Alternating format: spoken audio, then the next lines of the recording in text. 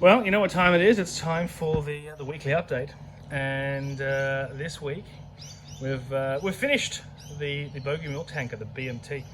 It's all done, except for the decals. The decals are not here just yet, but everything's been done.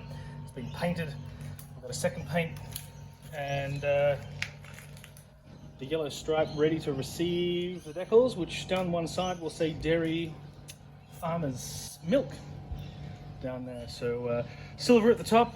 We'll put some lights on the end.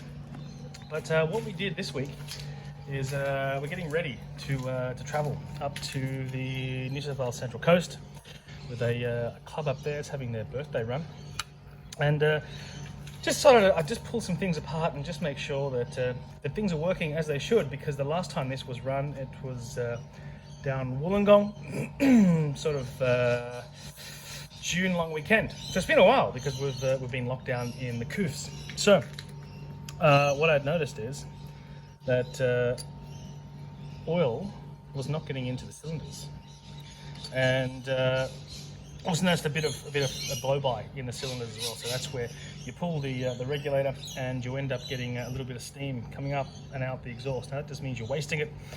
Means that when you're trying to fire the loco, you're not you're sort of wasting steam. You're wasting pressure going up the chimney. Makes it a little bit hard to fire, a little bit harder to run.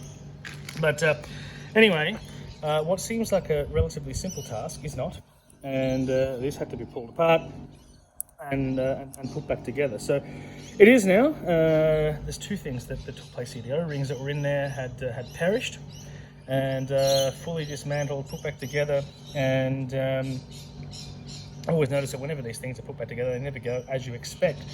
And there's a thread that goes on this section here, and a sort of, or what once was a nut, and then some holes that are drilled. And the holes are drilled, you can put a bit of piano wire in to tighten those things up. But anyway, quite tight. So I ended up running a tap and die over those sections. It was a 1/2 inch by 26, I think.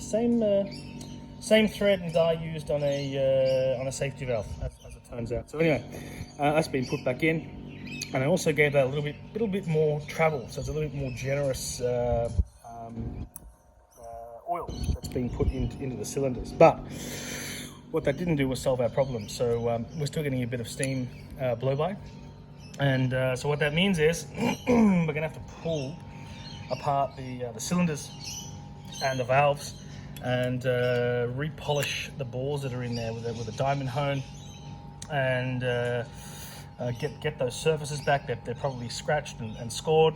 The engine is sort of 30 years old. It's had a lot of run.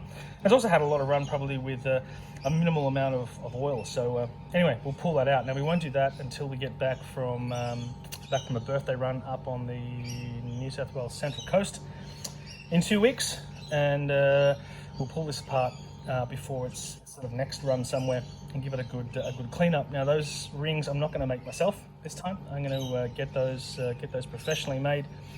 $260 worth of rings, and they'll be custom made for that ball size. So there you go. That's the weekly update. That's where we are, and catch you on the flip side.